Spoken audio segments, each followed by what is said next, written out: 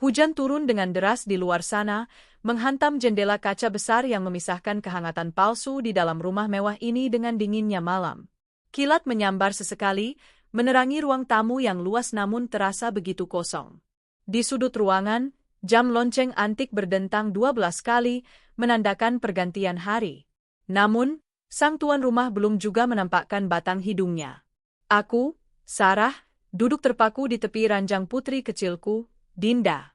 Cahaya lampu tidur yang temaram menyinari wajah polos Dinda yang sedang terlelap. Napasnya teratur, dadanya naik turun dengan tenang. Namun, setiap kali aku melihat ke arah kakinya yang tersembunyi di balik selimut tebal, hatiku seperti diiris sembilu. Kaki kecil itu layu, tak bertenaga. Kelumpuhan yang dideritanya sejak lahir telah merenggut masa kecilnya untuk berlari mengejar kupu-kupu atau bermain lompat tali seperti anak-anak lain. Di sudut kamar, kursi roda berwarna perak terparkir bisu. Benda itu adalah kaki bagi Dinda, sekaligus simbol aib bagi suamiku, Bima. Aku mengelus perutku yang membuncit. Usia kandunganku sudah memasuki bulan ke-8.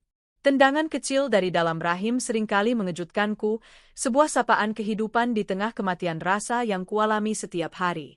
Seharusnya, seorang wanita hamil dimanjakan, disayang, dan diperhatikan. Tapi tidak denganku. Kehamilanku ini, sama seperti keberadaan Dinda, dianggap sebagai beban tambahan bagi Bima. Suara deru mesin mobil terdengar samar di tengah gemuruh hujan, diikuti oleh suara pagar otomatis yang terbuka. Jantungku berdegup kencang. Bukan karena rindu yang meletup-letup seperti masa pengantin baru dulu, melainkan karena rasa was-was. Bima pulang. Dan kepulangannya akhir-akhir ini selalu membawa badai, bahkan lebih dahsyat dari badai di luar sana. Langkah kaki berat terdengar menaiki tangga. Pintu kamar Dinda yang sedikit terbuka didorong kasar hingga membentur dinding. Brat! Dinda tersentak dalam tidurnya, merengek kecil, namun untungnya tidak terbangun sepenuhnya. Aku buru-buru menepuk-nepuk pahanya pelan, menenangkannya kembali. Minggir, suara berat itu terdengar dingin, tanpa sapaan, tanpa kehangatan. Aku menoleh. Bima berdiri di ambang pintu, masih mengenakan setelan jas kerjanya yang basah di bagian bahu. Wajahnya yang tampan kini tampak keruh, matanya merah menyiratkan kelelahan atau mungkin kemarahan yang tertahan. Aroma alkohol samar tercium bercampur dengan parfum wanita yang menyengat, bukan parfumku. Parfum itu beraroma mawar yang terlalu manis, aroma yang sudah akrab di hidungku selama setahun terakhir. Aroma pengkhianatan. Mas, tolong pelankan suaramu. Dinda baru saja bisa tidur, dia tadi kesakitan lagi di punggungnya. Bisikku, mencoba tersenyum menyambutnya, meski hatiku perih. Aku beringsut, susah payah bangun dari posisi duduk karena perut besarku yang memberat. Bima mendengus kasar, tatapannya menyapu ruangan dan berhenti pada kursi roda di sudut kamar. Tatapan itu penuh kebencian. Aku muak melihat benda itu, geramnya sambil menunjuk kursi roda. Setiap kali aku pulang kerja, lelah cari duit, yang kulihat cuma kursi roda. Bikin sempit kamar, bikin sumpek pemandangan. Kenapa sih kamu nggak taruh di gudang saja kalau dia lagi tidur? Mas, itu kaki Dinda? Kalau dia bangun malam-malam mau ke kamar mandi, bagaimana kalau kursinya di gudang? Aku mencoba memberi pengertian, menelan rasa sakit hati demi logika. Bima melangkah masuk, tidak mempedulikan jawabanku. Dia melepaskan jasnya dan melemparkannya sembarangan ke lantai, tepat di dekat kakiku. Alasan? Kamu itu manja. Anakmu manja. Kalian berdua sama saja, bisanya cuma menyusahkan. Aku memungut jas itu dengan susah payah, menahan nyeri di pinggang. Menyusahkan? Mas, aku mengurus rumah ini sendirian. Aku mengurus Dinda tanpa babysitter karena kamu bilang itu pemborosan. Aku bahkan masih menerima pesanan jahitan kecil-kecilan untuk nambah uang belanja karena kamu sering bilang uangmu habis. Bima berbalik, menatapku tajam. Dia mencengkeram rahangku pelan namun cukup untuk membuatku terpaku. Jangan berani-berani mengungkit soal uang, Sarah. Kamu tahu berapa biaya terapi anak cacatmu itu? Jutaan. Dan sekarang? Matanya turun ke perutku yang buncit. Kamu hamil lagi. Mau nambah beban apa lagi? Biaya rumah sakit, popok, susu. Kamu pikir aku ini mesin ATM? Air mataku tak tertahankan lagi. Bulir bening itu jatuh membasahi tangannya yang mencengkeram wajahku. Mas, ini anak kita. Dinda darah dagingmu. Dan bayi ini, kamu sendiri yang dulu bilang ingin punya anak laki-laki. Kenapa sekarang kamu berubah sejahat ini? Di mana Bima yang dulu berjanji akan menjaga kami dalam suka dan duka? Bima melepaskan cengkeramannya dengan kasar, membuatku terhuyung ke belakang. Untung aku bisa menyeimbangkan diri dengan berpegangan pada lemari. Bima yang dulu sudah mati, dimakan kebosanan. Teriaknya, tak peduli lagi jika Dinda bangun. Aku bosan, Sarah. Bosan hidup dengan wanita yang baunya minyak telon dan obat-obatan. Aku bosan pulang ke rumah yang isinya cuma tangisan anak cacat dan keluhan istri hamil. Aku butuh suasana baru. Aku butuh wanita yang wangi, yang cantik, yang bisa diajak senang-senang, bukan yang kerjanya cuma bikin pusing. Kata-kata itu seperti petir yang menyambar tepat di jantungku. Bosan. Dia bosan dengan anak dan istrinya sendiri. Jadi, karena itu kamu mencari wanita lain? Tanyaku lirih, memberanikan diri menatap matanya. Wanita yang parfumnya menempel di kemejamu setiap hari? Wanita yang membuatmu sering, lembur, sampai pagi. Bima tampak terkejut sejenak, namun rasa bersalah tidak tampak di wajahnya. Justru, seringai sinis yang muncul. Kalau iya, kenapa? Kamu mau marah? Kamu mau pergi? Silakan. Pintu terbuka lebar.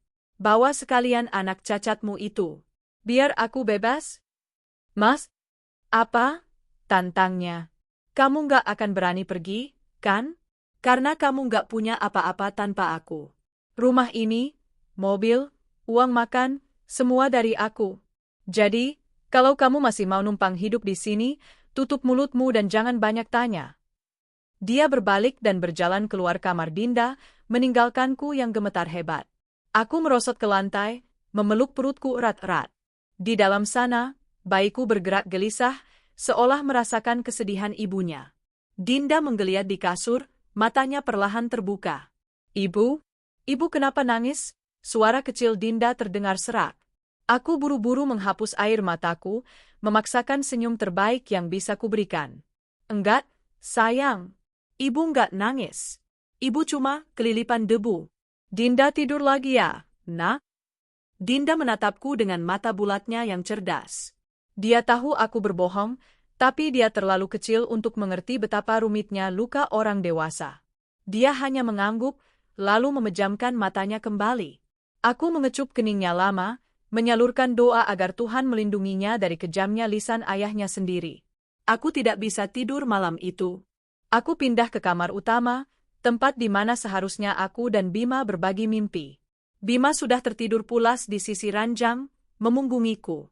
Dengkurannya halus, seolah tak ada beban dosa yang ia pikul. Aku menatap punggung tegap itu. Punggung yang dulu menjadi tempatku bersandar, kini terasa seperti tembok berduri. Aku ingat saat kami pertama kali menikah. Kami tidak punya banyak uang. Rumah ini dibangun sedikit demi sedikit dari tabunganku saat masih bekerja di butik dan gaji Bima yang pas-pasan. Tanah ini warisan orang tuaku, satu-satunya peninggalan berharga mereka. Kami berjanji akan mengisinya dengan cinta. Namun, seiring karir Bima menanjak, cinta itu terkikis oleh ambisi dan godaan duniawi. Keesokan paginya, suasana di meja makan hening mencekam. Aku menyiapkan sarapan nasi goreng kesukaan Bima, berharap sedikit melunakkan hatinya. Bima keluar dari kamar sudah rapi, mengenakan kemeja terbaiknya. Sebuah koper besar sudah berdiri di dekat pintu depan. Jantungku mencelos. Mas, kamu mau kemana? Tanyaku pelan sambil menuangkan teh hangat. Bima tidak menyentuh nasi gorengnya. Dia hanya menyesap teh sedikit, lalu berdiri sambil mengecek jam tangannya yang mahal. Dinas luar kota. Seminggu. Ke Bali, jawabnya singkat, tanpa menatapku. Ada proyek besar yang harus kutangani langsung. Seminggu? Aku menahan napas. Tapi mas, dokter kandungan bilang kondisiku lemah. HPL-ku, hari perkiraan lahir, memang masih bulan depan, tapi kontraksi palsu sudah sering muncul. Bagaimana kalau aku melahirkan saat kamu pergi? Siapa yang akan mengantar ke rumah sakit? Siapa yang jaga Dinda? Bima berdecak, Seolah pertanyaanku adalah gangguan paling menyebalkan di pagi hari. Dia membenarkan dasinya di depan cermin. Jangan manja, Sarah. Tetangga kanan-kiri kan banyak.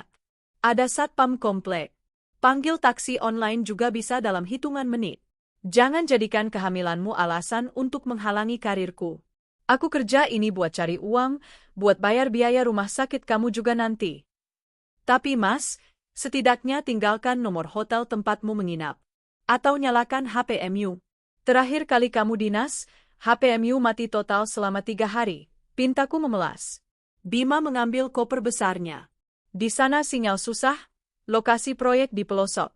Jangan telepon-telepon aku, nanti mengganggu konsentrasi kerja. Kalau ada apa-apa yang darurat, urus sendiri dulu. Kamu kan ibunya, harus bisa mandiri. Dia berjalan menuju pintu. Dinda yang sudah bangun dan duduk di kursi rodanya di ruang tengah, mencoba memanggil ayahnya. "Pa? Papa mau pergi?" Dinda mau ikut. Cicitnya sambil memutar roda kursinya mendekat. Bima bahkan tidak berhenti. Dia tidak menunduk untuk mencium putrinya, tidak juga mengusap kepalanya. Dia hanya melirik sekilas dengan tatapan dingin yang sama. "Papa kerja. Anak kecil di rumah saja. Jangan nakal, jangan nyusahin ibumu," ucapnya datar, lalu membuka pintu. "Mas, pamitlah yang baik sama anakmu." Suaraku tercekat, tapi Bima sudah melangkah keluar. Hujan sudah reda, menyisakan genangan air di halaman. Mobil Pajero Sport hitam miliknya, mobil yang dibeli dengan uang muka dari hasil penjualan perhiasan ibuku dulu, menderu, meninggalkan asap knalpot yang menyesakkan. Aku berdiri di ambang pintu, mematung. Mobil itu menghilang di tikungan komplek. Ada perasaan tidak enak yang menjalar di dadaku, sebuah firasat buruk yang begitu kuat hingga membuat perutku kram seketika. Dinas luar kota. Ke Bali. Seminggu. Kenapa dia membawa setelan jas pengantin berwarna krem yang biasanya tersimpan rapi di lemari gantung paling belakang? Aku melihat ujung kain pembungkus jas itu menyembul sedikit dari kopernya saat dia menutupnya tadi. Apakah ada rapat proyek yang mengharuskan memakai jas pengantin? Aku berbalik menatap Dinda yang menunduk sedih. Air mata menetes di pangkuannya. "Papa nggak sayang Dinda ya, Bu? Karena Dinda nggak bisa jalan." Pertanyaan polos itu menghancurkan pertahananku. Aku berlari kecil, berlutut di hadapannya, dan memeluk tubuh mungil itu erat-erat. "Tidak, sayang. Bukan begitu. Papa sedang banyak pikiran. Papa sayang Dinda, Ibu sayang Dinda. Dinda anak hebat, anak kuat. Kaki Dinda mungkin sakit, tapi hati Dinda sempurna," bisikku di telinganya, mencoba meyakinkan dia, dan juga diriku sendiri. Namun, jauh di lubuk hatiku, keraguan itu tumbuh menjadi monster. Insting seorang istri jarang sekali salah. Ada sesuatu yang disembunyikan Bima. Sesuatu yang besar. Sesuatu yang akan menghancurkan sisa-sisa rumah tangga kami yang sudah retak ini. Setelah menenangkan Dinda dan memandikannya, aku merasakan dorongan yang kuat untuk mencari tahu. Selama ini aku memilih diam, menutup mata, berharap Bima akan sadar dengan sendirinya. Aku berdoa dalam setiap sujud malamku, memohon Tuhan membolak-balikkan hati suamiku. Tapi pagi ini, melihat Bima pergi tanpa sedikit pun rasa kasih sayang pada anak kami, kesabaranku mencapai batasnya. "Dinda main dulu ya di sini, nonton kartun. Ibu mau beres-beres ruang kerja Papa sebentar," kataku pada Dinda. Aku melangkah menuju ruang kerja Bima di lantai bawah. Ruangan itu selalu terkunci. "Dokumen rahasia perusahaan," katanya setiap kali aku bertanya. Tapi hari ini, aku ingat dia pernah menyembunyikan kunci cadangan di bawah pot bunga palsu di sudut koridor, jaga-jaga jika dia lupa membawa kunci. Tanganku gemetar saat meraba bagian bawah pot. Kling, bunyi besi beradu dengan lantai keramik. Kunci itu ada di sana. Aku memungutnya, merasakan dinginnya logam itu merambat ke kulitku. Ini adalah kunci menuju kotak Pandora. Jika aku membukanya, mungkin aku akan menemukan kebenaran yang menyakitkan. Tapi jika tidak, aku akan terus hidup dalam kebohongan yang membunuhku perlahan. Aku menarik napas panjang, mengelus perutku sekali lagi untuk mencari kekuatan. "Bismillah," bisikku. Ku masukkan kunci ke lubang pintu. Klik. Pintu terbuka. Bau rokok dan aroma maskulin menyeruak keluar. Ruangan itu rapi, terlalu rapi untuk seseorang yang mengaku sibuk. Aku berjalan menuju meja kerjanya yang besar.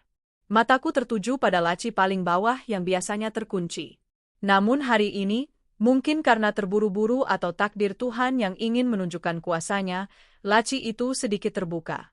Aku menariknya perlahan. Duniaku seakan runtuh saat melihat isinya. Tidak ada dokumen proyek jembatan atau gedung bertingkat. Yang ada hanyalah tumpukan bukti pengkhianatan yang disusun rapi, seolah Bima bangga akan dosa-dosanya. Foto-foto mesra Bima dengan seorang wanita muda di berbagai tempat, di restoran mahal, di lobi hotel, di pantai Bali saat dia bilang sedang rapat direksi bulan lalu. Wanita itu cantik, modis, dan senyumnya menyiratkan kemenangan. Di balik salah satu foto, tertulis nama Rina Amalia.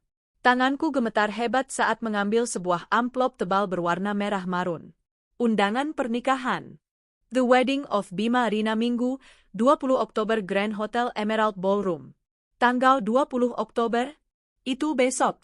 Jadi, ini yang dimaksud dengan dinas luar kota? Dia pergi untuk menikah lagi?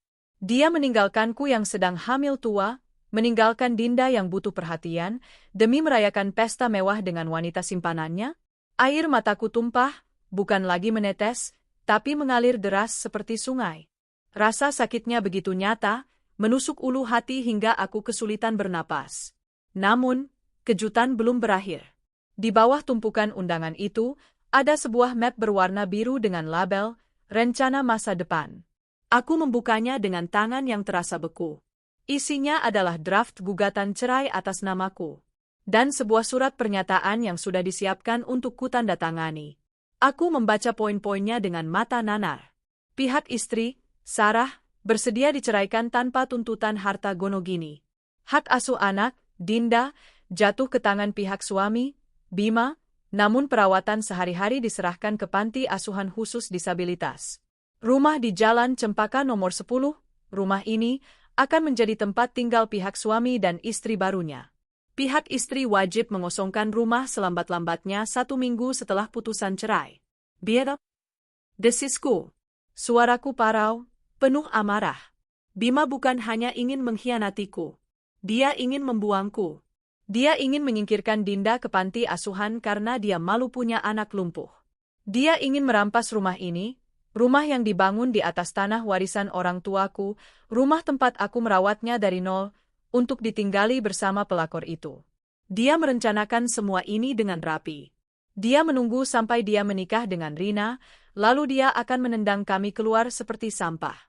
Aku meremas kertas-kertas itu hingga kusut. Rasa sedih yang tadi mendominasi, perlahan berubah wujud. Rasa itu memadat, mengeras, dan membara menjadi sebuah tekad. Aku menghapus air mataku dengan kasar. Cukup. Sudah cukup air mata ini terbuang untuk laki-laki yang tidak punya hati nurani. Bertahun-tahun aku sabar, bertahun-tahun aku berdoa dia berubah, tapi balasannya adalah racun. Kamu pikir aku wanita bodoh yang bisa kamu injak-injak, Mas? Gumamku pada foto Bima yang tersenyum lebar di atas meja.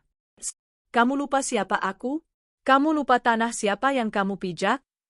Aku berdiri tegak, meski perutku terasa berat. Rasa sakit kontraksi palsu yang tadi kurasakan mendadak hilang, digantikan oleh adrenalin. Aku mengambil ponselku. Nama pertama yang kuhubungi bukan Bima, bukan ibuku, tapi Pak Harto, pengacara kepercayaan almarhum ayah.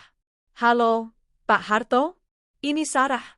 Suaraku terdengar dingin dan tenang, mengejutkan diriku sendiri. Saya butuh bantuan Bapak. Sekarang juga. Ini soal aset, warisan, dan persiapan untuk sebuah pesta kejutan. Aku menutup telepon dan menatap keluar jendela. Langit mulai cerah setelah hujan semalam, tapi di mataku, awan perang baru saja berkumpul. Besok, Bima akan mengadakan pesta pernikahannya yang mewah. Dia pikir aku akan duduk manis di rumah, menangis meratapi nasib sambil menunggu dia pulang dan menceraikanku. Dia salah besar. Aku akan datang ke pesta itu.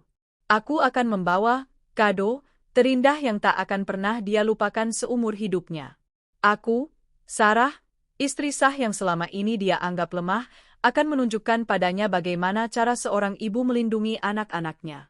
Tunggu aku, Mas, bisikku. Pestamu akan menjadi panggung terakhirmu. Aku menutup laci itu kembali, mengunci pintu ruang kerja, dan melangkah keluar menemui Dinda. Wajahku kini tidak lagi sendu. Ada api di mataku. Api yang siap membakar habis kecurangan mereka. Setelah menutup telepon dengan Pak Harto, aku tidak lantas duduk diam menangisi nasib. Air mata yang tadi sempat tumpah, kini mengering menyisakan jejak garam di pipi yang terasa kaku. Di dalam ruang kerja yang penuh aroma pengkhianatan itu, aku bersumpah pada diriku sendiri, aku tidak akan menjadi korban. Aku akan menjadi mimpi buruk mereka. 1 jam kemudian, sebuah mobil sedan hitam sederhana berhenti di depan pagar rumah. Itu Pak Harto. Meski usianya sudah menginjak kepala 6, langkahnya masih tegap. Beliau adalah sahabat almarhum ayah, orang yang tahu persis bagaimana perjuangan orang tuaku membeli tanah ini, bata demi bata. Sarah, sapa Pak Harto dengan tatapan prihatin saat melihat mataku yang sembab. Di tangannya, beliau sudah membawa tas kerja kulit yang berisi dokumen-dokumen penting. Aku mempersilakan beliau masuk ke ruang tamu. Dinda sedang asyik mewarnai di meja kecilnya, tidak menyadari bahwa ibunya sedang merancang strategi perang. Saya sudah baca pesan WhatsApp yang kamu kirim tadi, Nak. Soal bukti-bukti itu, Pak Harto membuka pembicaraan dengan suara rendah agar tidak didengar Dinda. Apa kamu yakin Bima senekat itu? Aku tidak menjawab dengan kata-kata. Aku hanya menyodorkan map biru yang kutemukan di laci Bima. Draft gugatan cerai dan undangan pernikahan itu. Pak Harto membaca dokumen itu lembar demi lembar. Wajahnya yang tenang perlahan memerah menahan amarah. Rahangnya mengeras. Biadab, desis Pak Harto, kata yang sama persis dengan yang kuucapkan tadi. Dia ingin menguasai rumah ini dengan dalih hak asuh anak? Dia pikir hukum itu mainan. Dia sangat percaya diri, Pak, jawabku getir. Dia pikir aku wanita bodoh yang hanya tahu urusan dapur dan popok. Dia lupa bahwa akulah yang dulu mengatur keuangan perusahaan ayah sebelum menikah. Pak Harto mengangguk tegas.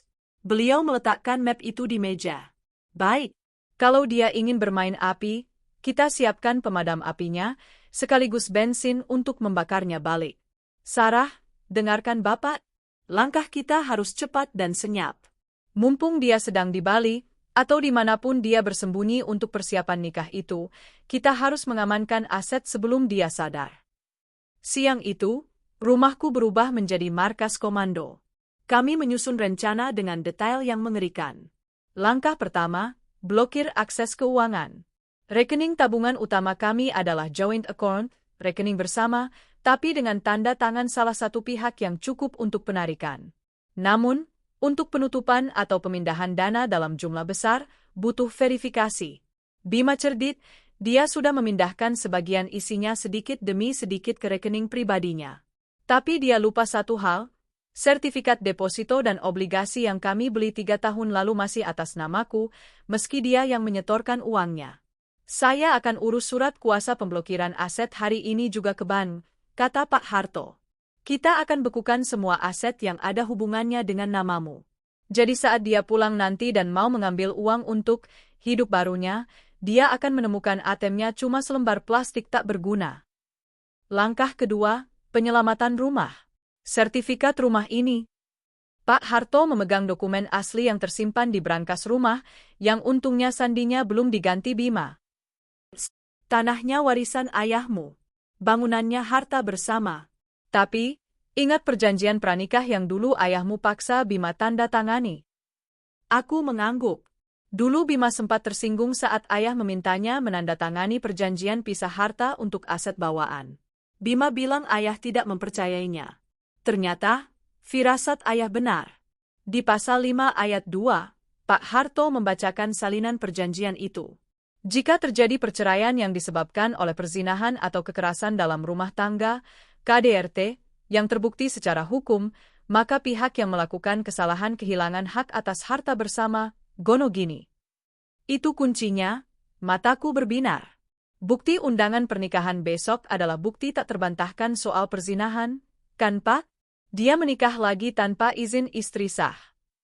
Tepat sekali, Pak Harto tersenyum licik, senyum seorang pengacara senior yang siap menerkam lawan.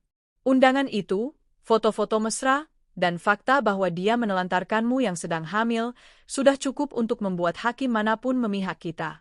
Rumah ini aman, Sarah. Dia tidak akan bisa mengusirmu. Justru, kita yang akan menendangnya keluar. Kami menghabiskan waktu hingga sore hari mengumpulkan semua dokumen. Akta kelahiran Dinda, buku nikah, bukti transfer Bima ke wanita itu, semuanya kami fotokopi rangkap 3. Saat Pak Harto pamit pulang, langit sudah berubah jingga. Istirahatlah, nak. Simpan tenagamu untuk besok, pesan Pak Harto sambil menepuk bahuku. Besok bukan pesta pernikahan. Besok adalah sidang pengadilan jalanan bagi suamimu. Bapak akan bersiap dengan tim legal di kantor. Jika terjadi keributan di sana, hubungi Bapak. Polisi kenalan Bapak sudah standby. Aku mengantar Pak Harto sampai ke mobil. Setelah beliau pergi, aku kembali masuk ke rumah yang hening. Malam itu terasa sangat panjang. Aku memandikan Dinda dengan air hangat. Tubuh kurusnya tampak rapuh di dalam bathtub. Dia bermain busa sabun, tertawa kecil saat gelembung sabun pecah di hidungnya. Ibu, besok kita mau kemana? Tanya Dinda polos. Kata ibu tadi kita mau jalan-jalan. Hatiku mencelos. Aku harus berbohong lagi. Iya, sayang. Besok kita mau lihat pesta. Ada banyak bunga, ada musik, ada kue enak. Papa ada di sana? Tanya Dinda penuh harap. Aku terdiam sejenak, menyabuni punggungnya yang kecil. Iya, Papa ada di sana. Dinda mau ketemu Papa, kan? Mau. Dinda kangen Papa. Dinda mau tunjukin gambar Dinda yang baru, serunya riang. Aku menelan ludah yang terasa pahit. Maafkan ibu, nak. Besok kamu memang akan bertemu Papa, tapi mungkin itu akan menjadi pertemuan yang paling menyakitkan. Setelah Dinda tidur, aku tidak bisa memejamkan mata. Aku berjalan mengelilingi rumah ini. Menyentuh dinding-dinding dingin yang menjadi saksi bisu pernikahanku. Aku masuk ke kamar tidur kami. Membuka lemari pakaian Bima.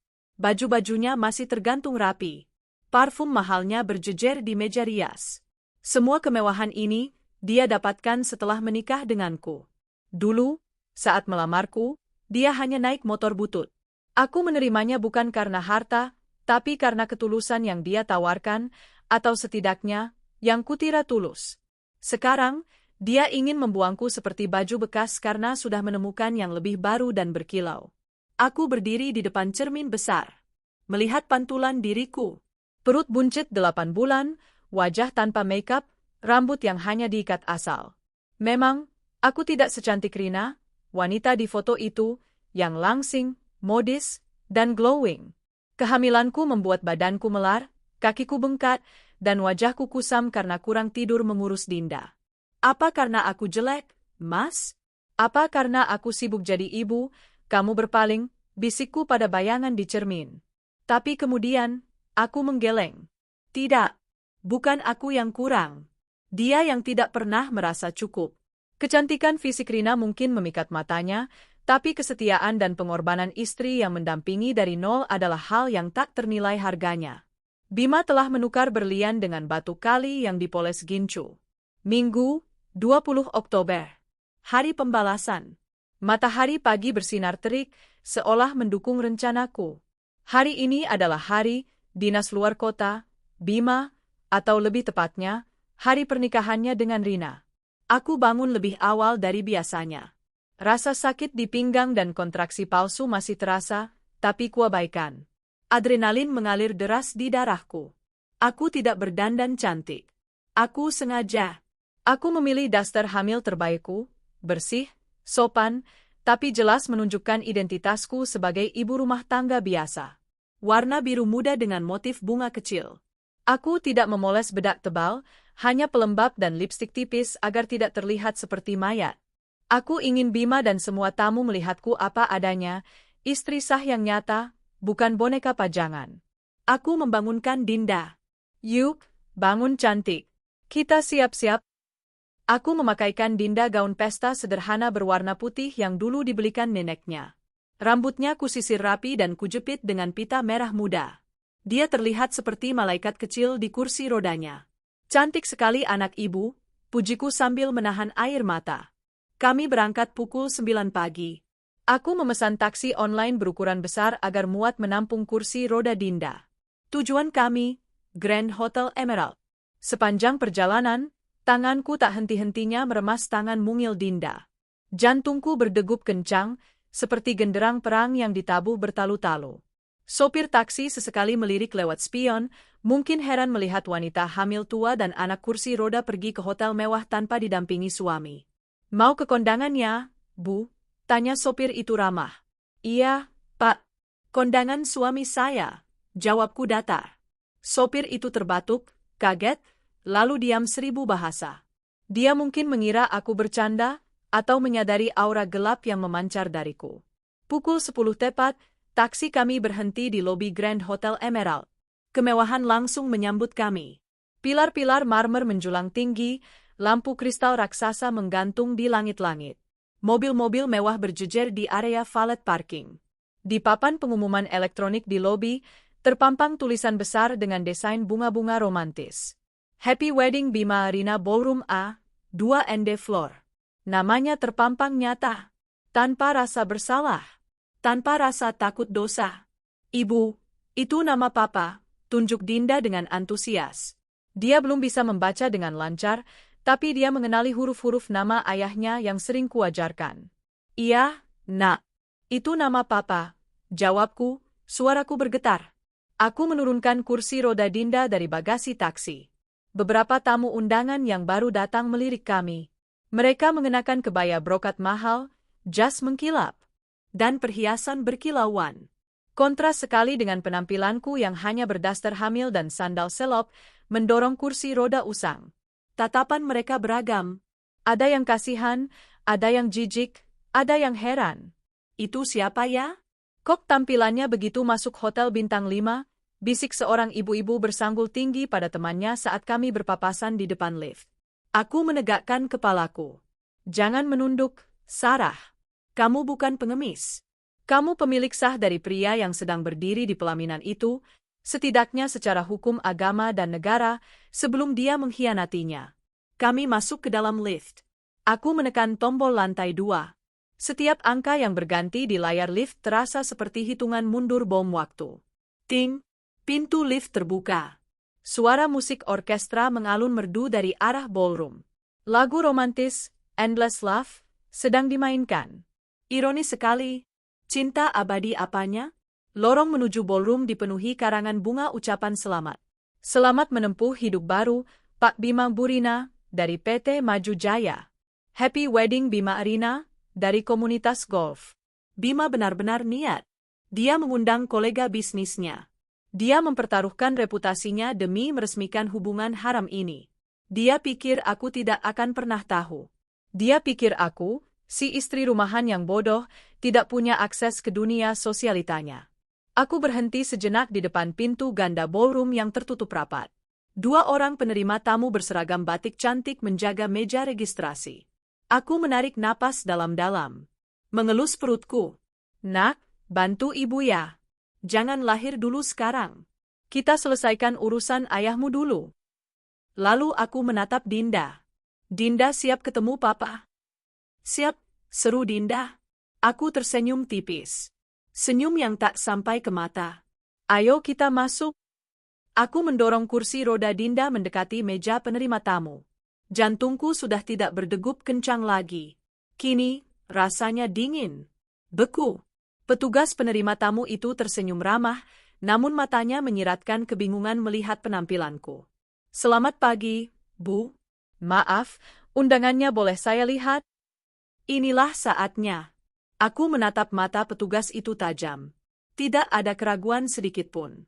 Saya tidak butuh undangan, Mbak, jawabku lantang, cukup keras hingga beberapa tamu di sekitar lobi menoleh. Saya adalah kado, kejutan untuk mempelai pria. Sebelum petugas itu sempat mencegah, aku sudah mendorong pintu ballroom yang berat itu hingga terbuka lebar. Cahaya terang dari dalam ruangan menyeruak keluar, menyilaukan mataku sejenak.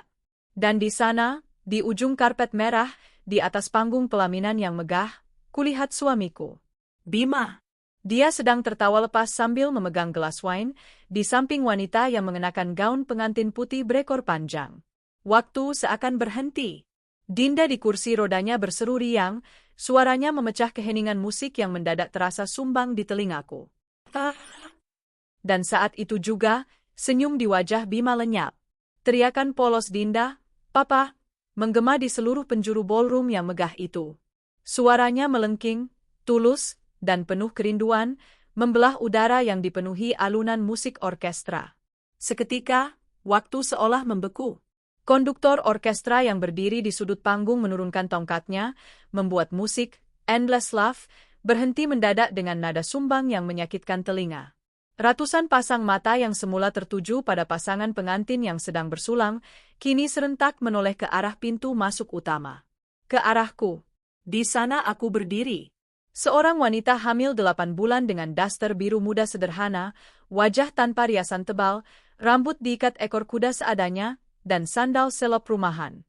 Tanganku mencengkeram pegangan kursi roda usang yang diduduki seorang gadis kecil bergaun putih. Kontras yang begitu mencolok.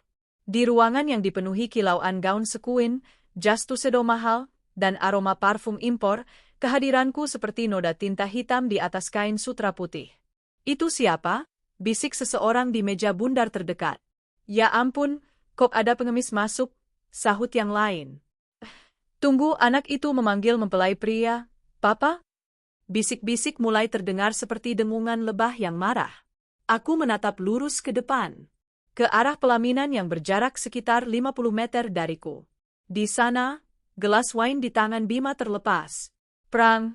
Gelas kristal itu pecah berkeping-keping di lantai panggung, menumpahkan cairan merah yang tampak seperti darah di atas sepatu kulit mengkilapnya. Wajah Bima yang tadinya merona bahagia, kini pucat pasi seputih kertas. Matanya terbelalak, mulutnya terbuka sedikit namun tak ada suara yang keluar.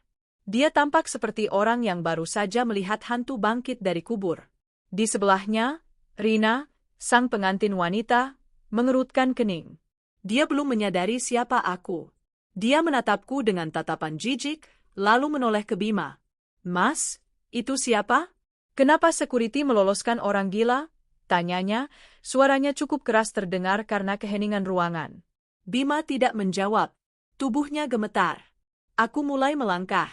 Roda kursi roda Dinda berdecit pelan di atas karpet merah tebal yang digelar sepanjang lorong menuju pelaminan. Cekit, cekit, cekit. Setiap langkahku terasa berat, namun hatiku semakin ringan. Rasa takut yang sempat menghinggapi di taksi tadi, kini lenyap tak berbekas, digantikan oleh adrenalin murni. Aku bukan lagi Sarah yang lemah. Aku adalah badai yang datang untuk menuntut balas. Beberapa petugas keamanan hotel yang baru sadar dari keterkejutan mereka mulai berlari mendekatiku. "Maaf, Bu. Ibu tidak boleh masuk. Ini acara privat," seru seorang satpam bertubuh besar, mencoba menghalangi jalanku. Aku berhenti sejenak, menatap satpam itu dengan sorot mata yang membuat nyalinya ciut. "Minggir," kataku tenang namun tajam. "Kecuali Anda mau saya berteriak dan membuat skandal ini semakin besar di depan wartawan yang ada di luar sana." Satpam itu ragu-ragu, melirik ke arah Bima di pelaminan, meminta instruksi. Bima, yang masih syok, mengangkat tangannya sedikit, memberi isyarat lemah, entah menyuruh mengusir atau membiarkan. Tapi keraguan itu memberiku celah. Aku kembali mendorong kursi roda, menerobos hadangan satpam. Papa kenapa diam saja?" "Ini Dinda," seru Dinda lagi, kali ini suaranya mulai bergetar sedih karena ayahnya tak kunjung turun memeluknya. Aku terus berjalan membelah kerumunan tamu. Mereka membelah diri seperti laut merah, memberi jalan padaku. Tatapan mereka menusuk-nusuk kulitku, tapi aku menegakkan kepala. Aku berjalan dengan martabat seorang istri yang dikhianati, namun tak sudi dikalahkan. Jarak kami semakin dekat. 10 meter. 5 meter. Aku berhenti tepat di depan tangga pelaminan yang dihiasi bunga mawar putih impor, bunga kesukaanku yang ironisnya Bima pakai untuk menikahi wanita lain. Aku mengambil mikrofon dari tangan MC yang berdiri bengong di samping panggung. MC itu terlalu kaget untuk melawan saat aku merampas benda itu dari tangannya. Das, das. Suara ketukan jariku di mikrofon menggema ke seluruh penjuru ruangan melalui speaker mahal kualitas konser. Selamat siang, hadirin sekalian, suaraku terdengar stabil, menggelegar di ruangan yang sunyi senyap itu.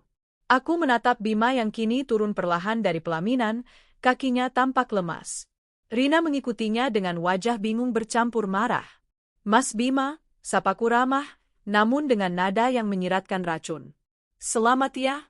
Acaranya mewah sekali. Bunganya indah. Makanannya pasti enak. Jauh lebih mewah daripada bubur kacang hijau yang kumakan tadi pagi di rumah. Bima sampai di hadapanku. Dia mencoba merebut mikrofon, tapi aku memundurkan kursi roda Dinda dengan sigap. Sarah, pulang, desis Bima dengan suara tertahan, matanya melotot mengancam. Jangan bikin malu aku di sini. Kita bicara di rumah. Aku tertawa. Tawa yang kering dan miris. Di rumah? Rumah yang mana, Mas? Rumah yang rencananya mau kamu rampas dariku untuk ditinggali bersama wanita ini. Aku menunjuk Rina dengan daguku. Rina tersentak. Heh, jaga mulutmu ya. Kamu siapa berani-berani nuduh sembarangan? Security, usir perempuan gembel ini, teriak Rina histeris. Gembel? Aku menatap Rina dari ujung kaki ke ujung kepala. Gaunnya indah, riasannya sempurna. Tapi di mataku, dia terlihat murahan. Perkenalkan, Mbak Rina yang cantik, kataku lewat mikrofon, memastikan semua orang mendengar. Saya Sarah, istri sah dari pria yang baru saja kamu nikahi. Dan ini? Aku mengelus kepala Dinda, ini Adinda, putri kandung Bima. Anak yang ditinggalkannya dalam kondisi lumpuh demi menikahi kamu. Gasp! Suara hirupan napas kaget terdengar serempak dari para tamu. Bisik-bisik berubah menjadi keributan. Kamera-kamera ponsel mulai terangkat, merekam kejadian langka ini. Live Instagram, TikTok, Stories, aku tahu dalam hitungan menit, wajah Bima akan tersebar ke seluruh negeri. Wajah Rina memerah padam, antara malu dan marah. Dia menatap Bima. Mas, dia bohong kan? Kamu bilang istrimu sudah meninggal. Kamu bilang kamu duda. Aku tersenyum sinis pada Bima. Oh, jadi aku sudah meninggal, Mas? Jahat sekali. Padahal tadi malam kamu baru saja membentakku karena aku minta tolong jagain Dinda. Padahal di perutku ini. Aku mengelus perut buncitku. Ada anak laki-laki yang kamu idam-idamkan, yang sekarang sedang menendang-nendang karena mendengar suara ayahnya yang pembohong. Bima tampak seperti tikus yang terpojok. Keringat dingin mengucur deras di pelipisnya. Sarah, cukup. Aku bisa jelaskan. Bima mencoba meraih tanganku, tapi ditepis kasar olehku. Jelaskan apa? Jelaskan kenapa kamu bilang, dinas luar kota, ke Bali tapi ternyata malah check-in di hotel ini buat nikah lagi? Jelaskan kenapa kamu tega menelantarkan istrimu yang hamil 8 bulan dan anakmu yang sakit, demi foya-foya pakai uang tabungan pendidikan anak kita. Aku mengeluarkan map biru itu dari tas bayi yang tergantung di kursi roda. Atau kamu mau menjelaskan soal ini? Aku mengangkat map itu tinggi-tinggi. Draft gugatan cerai yang kamu siapkan? Rencanamu untuk membuang Dinda ke panti asuhan? Dan rencanamu mengusirku dari rumah warisan orang tuaku. Aku melempar map itu ke dada Bima. Kertas-kertas di dalamnya berhamburan keluar, berserakan di karpet merah. Beberapa lembar jatuh tepat di kaki tamu undangan barisan depan, yang ternyata adalah bos besar perusahaan tempat Bima bekerja. Pak Direktur Utama memungut salah satu kertas itu. Membacanya sekilas. Wajahnya mengeras. Dia menatap Bima dengan pandangan yang sulit diartikan, kecewa, marah, dan jijik. Bima, bentak Pak Direktur. Bima menoleh, wajahnya semakin pucat saat melihat bos besarnya memegang bukti kejahatannya. Pak Dirut ini salah paham. Istri saya ini, dia gangguan jiwa. Dia halusinasi karena hamil. Bima berusaha membela diri dengan panik, menunjuk-nunjuk kepalaku. Gangguan jiwa? Aku terkekeh pelan. Orang gila mana yang bisa membawa bukti transfer ban lengkap dengan tanggal dan jamnya, Mas? Orang gila mana yang punya rekaman CCTV saat kamu membawa wanita ini masuk rumah kita saat aku sedang di rumah sakit mengantar Dinda terapi? Aku tidak punya rekaman CCTV itu sebenarnya, tapi gertakan itu berhasil. Rina terlihat semakin panik. Mas, lakukan sesuatu dong. Malu dilihat orang. Rina mengguncang lengan Bima.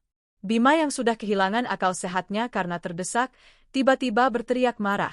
Sifat aslinya keluar. Diam kamu, Sarah. Bima mengangkat tangannya, hendak menamparku di depan ratusan orang. Ibu, teriak Dinda ketakutan. Tangan Bima melayang di udara. Tapi belum sempat menyentuh pipiku, sebuah tangan kekar menahannya. Salah satu tamu undangan pria, berbadan tegap, menangkap pergelangan tangan Bima dan memuntirnya ke belakang. Jangan pernah berani main tangan sama perempuan, apalagi wanita hamil, suara berat pria itu terdengar mengancam. Bima meringis kesakitan. Suasana semakin kacau. Beberapa ibu-ibu mulai berteriak mencemooh. Dasar laki-laki nggak tahu diri.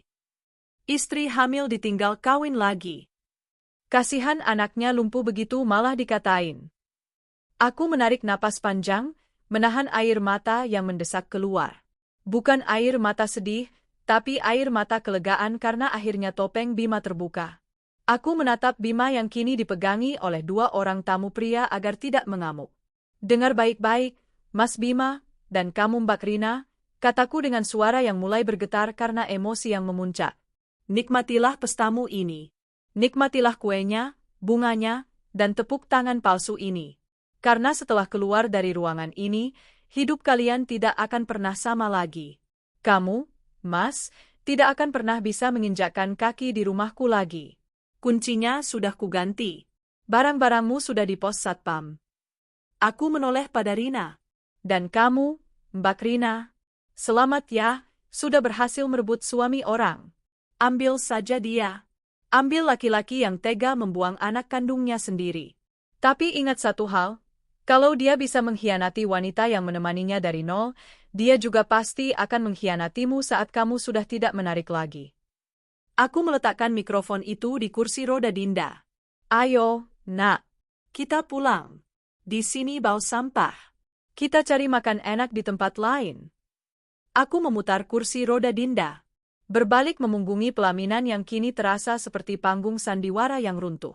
Di belakangku, terdengar suara Bima berteriak memanggil namaku, disusul suara tangisan histeris Rina, dan kericuhan tamu undangan. Tapi aku tidak menoleh. Langkahku ringan. Pintu ballroom terbuka lebar di depanku. Cahaya matahari siang menanti di luar sana, cerah dan hangat. Aku tahu perjuanganku belum selesai. Ini baru awal. Tapi setidaknya, hari ini aku menang. Sepeninggal Sarah dari ballroom Grand Hotel Emerald, suasana pesta yang semula megah berubah menjadi neraka duniawi bagi Bima dan Rina. Pintu ganda yang tertutup di belakang punggung Sarah seolah menyegel nasib mereka di dalam ruangan yang kini penuh dengan bisik-bisik mencemooh. Bima berdiri kaku di tengah panggung pelaminan yang berantakan. Pecahan gelas wine masih berserakan di kakinya, memantulkan cahaya lampu kristal yang kini terasa menyilaukan dan menghakimi. Tangannya yang tadi dipelintir oleh tamu tak dikenal masih terasa nyeri, tapi rasa sakit di harga dirinya jauh lebih menyiksa. Mas, gimana ini? Rina merengek, menarik lengan jas Bima. Wajah cantiknya luntur oleh air mata yang bercampur maskara, membentuk garis hitam di pipi. Semua orang ngelihatin kita. Kamu bilang istri kamu itu perempuan kampung yang bodoh. Kenapa dia bisa bikin kita malu begini? Bima menepis tangan Rina kasar. Diam kamu. Aku lagi. Di hadapan mereka, para tamu undangan mulai bergerak. Bukan untuk memberi selamat, melainkan untuk pulang. Satu persatu, kolega bisnis Bima berbalik badan tanpa pamit. Mereka meletakkan gelas minuman yang belum habis, mengambil tas, dan berjalan keluar dengan wajah jijik. Pak Handoko, direktur utama perusahaan tempat Bima bekerja, berjalan mendekat ke bibir panggung. Wajah pria parubaya itu merah padam menahan amarah. Di tangannya masih tergenggam lembaran kertas draft gugatan cerai yang tadi dilemparkan Sarah. Bima, suara Pak Handoko rendah namun menggelegar, mematikan sisa-sisa musik yang masih mencoba dimainkan oleh orkestra yang bingung. Bima menelan ludah, buru-buru turun dari pelaminan menghampiri bosnya. Pak Handoko, saya bisa jelaskan.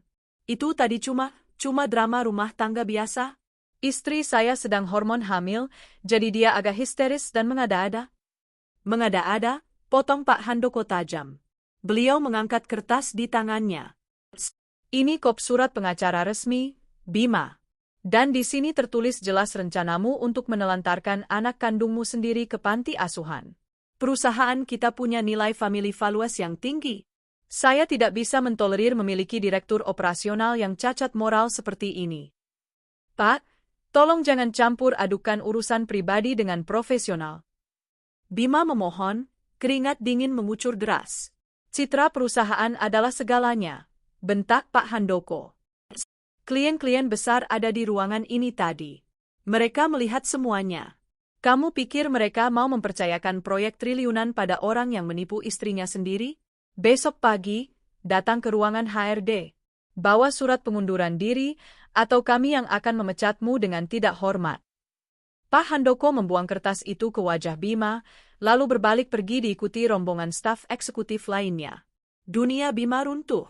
Kakinya lemas, ia jatuh terduduk di karpet merah. Para tamu lain berbisik-bisik keras saat melewati mereka. Gila ya, tega banget sama anak cacat. Padahal istrinya hamil tua loh. Si pelakornya juga nggak tahu malu, udah ketahuan malah nyalahin istri sah. Dalam hitungan 30 menit, ballroom itu kosong. Hanya menyisakan Bima, Rina, keluarga Rina yang menangis malu di pojok ruangan, dan para pelayan hotel yang mulai membersihkan meja dengan tatapan sinis. Ini semua gara-gara Sarah. Rina berteriak histeris, melempar buket bunga mawarnya ke lantai. Dia sengaja ngerusak hari bahagiaku. Mas, kamu harus kasih dia pelajaran. Kita ke rumah itu sekarang. Usir dia. Seret dia keluar. Itu rumah kita kan? Bima mendongak, matanya nyalang penuh dendam. Rasa malu yang ia terima hari ini telah membakar habis akal sehatnya. Dia tidak merasa bersalah, dia justru merasa Sarah telah mempermalukannya di depan umum. Egonya sebagai laki-laki tercabik-cabik. Ia, geram Bima sambil bangkit berdiri. Dia melonggarkan dasinya yang terasa mencekik. Kita ke sana sekarang. Aku akan usir dia malam ini juga. Dia pikir dia siapa? Dia cuma numpang hidup di rumahku. Berani-beraninya dia ngelawan suami. Ayo mas, biar aku yang tampar mulutnya. Rina menggebu-gebu, lupa bahwa gaun pengantinnya yang berekor panjang itu menyulitkan langkahnya. Mereka keluar dari hotel dengan tergesa-gesa, masuk ke dalam mobil pengantin yang masih dihiasi pita bunga. Mobil yang seharusnya membawa mereka ke honeymoon suite, kini membawa mereka ke medan perang.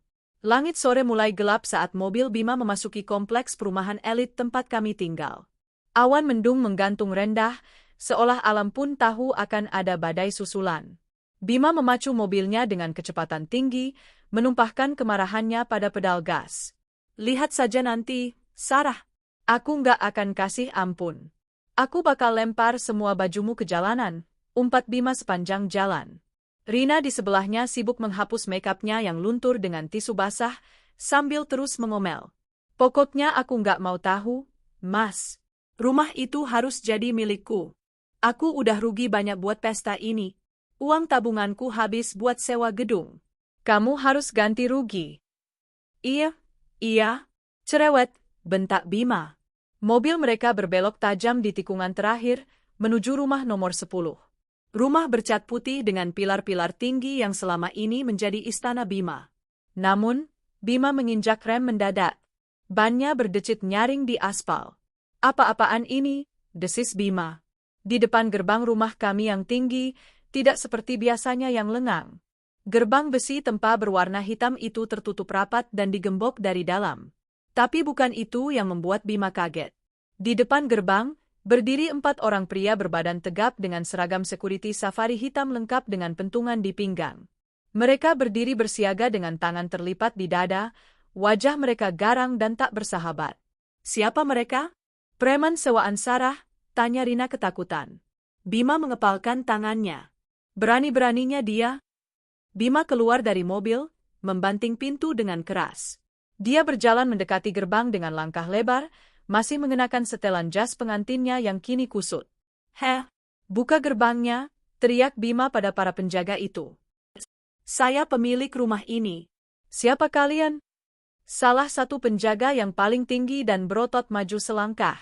Namanya Pak Darmo, kepala keamanan yang disewa khusus oleh Pak Harto. Maaf, Pak Bima, suara Pak Darmo berat dan tenang. Kami diperintahkan oleh pemilik rumah, Ibu Sarah, untuk tidak mengizinkan siapapun masuk tanpa izin beliau. Terutama Anda. Apa? Saya suaminya. Itu rumah saya. Bima mengguncang-guncang gerbang besi itu dengan frustrasi. Klang, klang, suara besi beradu memecah keheningan sore. Rumah ini atas nama Ibu Sarah, Pak, jawab Pak Darmo datar. Silakan pergi sebelum kami panggil polisi atas tuduhan membuat keributan. Kurang ajar. Sarah, keluar kamu. Bima berteriak memanggil nama istrinya seperti orang kesurupan. Jangan jadi pengecut. Hadapi aku. Kamu pikir kamu bisa ngunci aku di luar rumahku sendiri?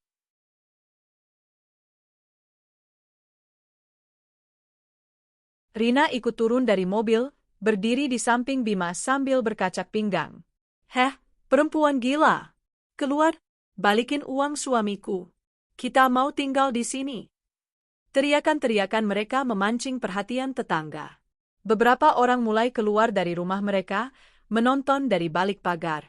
Satpam kompleks juga datang dengan motor patroli, tapi hanya melihat dari jauh karena tahu ini urusan rumah tangga yang sedang panas. Tiba-tiba, lampu balkon di lantai 2 menyala. Pintu kaca balkon terbuka. Aku keluar, masih dengan daster yang sama. Di tanganku ada secangkir teh hangat. Aku berdiri di sana, menatap ke bawah, ke arah 2 manusia yang tampak menyedihkan di depan gerbang. Sudah selesai teriak-teriaknya, Mas? Tanyaku dengan suara yang tenang namun cukup lantang terdengar sampai bawah. Bima mendongak. Wajahnya merah padam. Sarah, buka gerbang ini sekarang. Atau aku dobra? Coba saja kalau bisa, tantangku sambil menyeruput teh. Mas, kamu lupa? Gerbang itu besi tempa kualitas terbaik yang kamu pesan sendiri dari Jepara. Kamu bilang biar maling nggak bisa masuk. Nah, sekarang fungsinya terbukti. Maling nggak bisa masuk. Aku bukan maling. Aku suamimu. Mantan suami, lebih tepatnya. Secara agama, talakmu sudah jatuh saat kamu mengucap ijab kabul dengan wanita itu. Secara hukum negara, prosesnya sedang berjalan. Dan soal rumah, aku meletakkan cangkir teh di meja balkon. Pak Harto sudah menjelaskan kan tadi di dokumen yang kamu baca? Berdasarkan perjanjian pranikah yang kamu tanda tangani 7 tahun lalu, jika terjadi perselingkuhan, hak atas harta bersama hilang. Itu cuma kertas. Aku yang bayar cicilannya, bantah Bima. Pakai uang siapa? Potongku cepat. Pakai uang gaji kamu? Jangan lupa, Mas. 3 tahun pertama pernikahan, gajimu habis buat bayar cicilan mobil sport impianmu yang akhirnya ditarik leasing. Cicilan rumah ini dibayar pakai hasil investasiku dan warisan ayah yang kita putar di saham. Kamu cuma numpang nama di sertifikat, tapi jejak aliran dananya jelas milikku. Dan sekarang, sertifikat itu sudah kublokir di BPN. Kamu tidak punya hak 1 meter persegi pun di sini. Bima terdiam. Kata-kataku menohok tepat di fakta yang selama ini ia coba lupakan. Dia memang kepala keluarga, tapi secara finansial di awal pernikahan, akulah pondasinya. Dia baru sukses belakangan ini, dan kesuksesan itu membuatnya lupa diri. Terus kita mau tidur di mana? Jerit Rina, suaranya melengking putus asa. Barang-barang Mas Bima mana? Aku menunjuk ke arah pos satpam kompleks di ujung jalan. Di sana, 3 koper besar, dan 2 kardus mie instan. Itu bekal terakhir dari aku. Sisanya, silakan beli sendiri pakai uang hasil jual cincin kawin kalian. Sarah, kamu tega? Suara Bima mulai berubah, dari marah menjadi putus asa. Dia sadar gertakannya tidak mempan. Dia sadar dia benar-benar kalah. Dinda ada di dalam kan? Aku mau ketemu anakku. Jangan pisahkan ayah dan anak. Aku tertawa, kali ini tawa yang benar-benar geli. Sekarang baru ingat Dinda? Tadi pagi kamu bahkan gak mau cium dia pas pamit. Kemarin kamu bilang dia, beban, dan memalukan. Di draft cerai, kamu mau buang dia ke panti asuhan. Mas, jangan jualan drama di sini. Dinda sedang tidur nyenyak, mimpi indah tanpa kehadiran ayah yang jahat. Aku memberi isyarat tangan pada Pak Darmo di bawah. Pak Darmo, kalau mereka tidak pergi dalam 5 menit, siram pakai selang air taman. Saya mau istirahat. Siap, Bu. Seru Pak Darmo tegas. Bima menatapku dengan pandangan nanar. Untuk pertama kalinya, aku melihat ketakutan di matanya. Ketakutan akan masa depan yang gelap. Dia dipecat, diusir, dan dipermalukan dalam 1 hari. Suaranya melemah. Jangan begini. Kita bicara baik-baik. Aku Wilaf. Wilaf itu sekali, Mas. Kalau bertahun-tahun selingkuh dan sampai nikah lagi, itu bukan hilaf. Itu doyan. Aku berbalik badan, hendak masuk ke kamar. Selamat menikmati hidup barumu, Mas. Semoga cinta sejati MU dengan Rina cukup untuk membayar kontrakan. Aku menutup pintu balkon dan mengunci gorden. Samar-samar dari luar, aku mendengar Rina menjerit marah, memukuli dada Bima. Kamu bilang kamu kaya. Kamu bilang rumah ini punya kamu. Penipu. Laki-laki kere. Lalu terdengar suara mobil dinyalakan kasar dan menderu pergi menjauh. Aku bersandar di balik pintu, merosot duduk di lantai. Kakiku lemas. Bukan karena takut, tapi karena lelah yang luar biasa. Perang hari ini telah memeras seluruh energiku. Dinda terbangun dan keluar dari kamarnya dengan kursi roda. Ibu, kok duduk di lantai? Papa tadi teriak-teriak ya? Aku tersenyum, merentangkan tangan menyambut pelukan putriku. Iya, sayang. Papa tadi datang sebentar. Tapi Papa sudah pergi lagi. Papa harus belajar mandiri sekarang. Mulai malam ini, cuma ada kita. Ibu, Dinda, dan dedek bayi. Kita akan baik-baik saja. Malam itu, di rumah yang besar ini, untuk pertama kalinya udara terasa bersih. Tidak ada lagi kebohongan. Tidak ada lagi aroma parfum asing. Hanya ada ketenangan dan harapan baru yang mulai tumbuh di antara puing-puing kehancuran masa lalu. Sementara itu, di dalam mobil yang melaju tanpa tujuan, Bima menyetir dengan tatapan kosong. Indikator bensin berkedip merah. Dompetnya tertinggal di jas yang satu lagi, yang entah di mana. Kartu kredit di sakunya sudah pasti diblokir. Kita mau kemana, Mas? Isak Rina di sampingnya. Bima tidak menjawab. Dia hanya melihat jalanan Jakarta yang kejam. Dia tidak tahu harus kemana. Ke hotel? Tak punya uang. Ke rumah orang tua? Terlalu malu. Ke rumah teman? Sudah pasti ditolak. Satu-satunya pilihan adalah kembali ke kontrakan sempit milik Rina di pinggiran kota.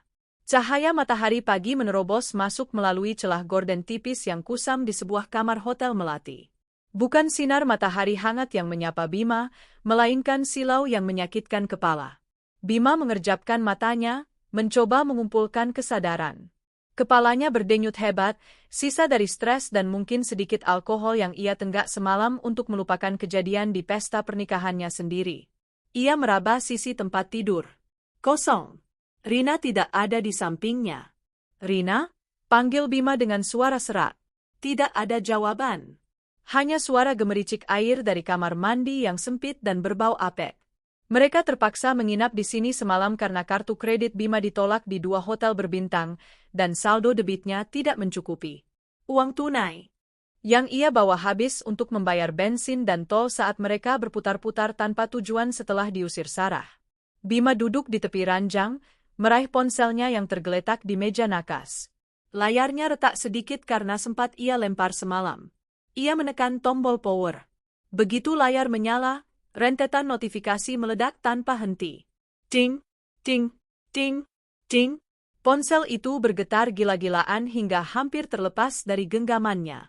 Ribuan notifikasi Instagram, WhatsApp, dan TikTok membanjiri layarnya. Jantung Bima berdegup kencang. Perasaan buruk menyergapnya. Dengan jari gemetar, ia membuka salah satu notifikasi yang paling banyak di-tag ke akunnya. Sebuah video di TikTok dengan judul sensasional, Detik-detik istri sehamil besar labrak suami direktur yang nikah diam-diam sama pelakor. Karma suami durhaka istri sah. Video itu sudah ditonton 15 juta kali dalam waktu kurang dari 24 jam. Di dalam video itu, terlihat jelas wajah Bima yang pucat pasi, Rina yang panik dan arogan, serta Sarah yang tampil bak pahlawan dengan pidatonya yang menusuk hati. Bima membaca kolom komentar. Rasanya seperti ditampar ribuan tangan sekaligus. Gila sih lakinya, muka doang ganteng, hati iblis. Anak kandung lumpuh dibilang beban. Spill akun kantornya we. Biar dipecat. Itu pelakornya si Rina kan? Dulu temen kampus gue, emang gatal dari dulu. Mbak istri sah, Sarah, kami padamu. Semangat bu. Bokot perusahaan tempat lakinya kerja kalau nggak mecatin orang ini. Bangsat, umpat Bima, melempar ponselnya ke kasur. Hukuman sosial sudah dimulai. Wajahnya kini terpampang di seluruh negeri sebagai simbol suami durhaka. Reputasi yang ia bangun bertahun-tahun hancur dalam semalam. Pintu kamar mandi terbuka. Rina keluar dengan hanya melilitkan handuk. Wajahnya sembab, matanya bengkak. Dia juga pasti sudah melihat ponselnya. Mas? Rina terisak. Instagram aku penuh hujatan. DM aku isinya sumpah serapah semua. Ada yang ngancam mau nyiram air keras kalau ketemu aku. Aku takut, Mas. Bima memijat pelipisnya yang semakin sakit. Matikan saja akunmu. Ganti nomor. Gampang kamu ngomong. Aku jualan online di sana, Mas. Kalau akunku mati, aku dapat duit dari mana? Rina mulai histeris. Ini semua gara-gara kamu yang gak becus urus mantan istrimu itu. Harusnya kamu pastikan dia nggak tahu soal pesta kita. Diam kamu, bentak Bima. Jangan salahin aku terus. Siapa yang ngel minta pesta mewah di Hotel Bintang 5 biar bisa pamer? Kamu kan? Kalau kita nikah siri diam-diam di kampung, nggak bakal begini kejadiannya.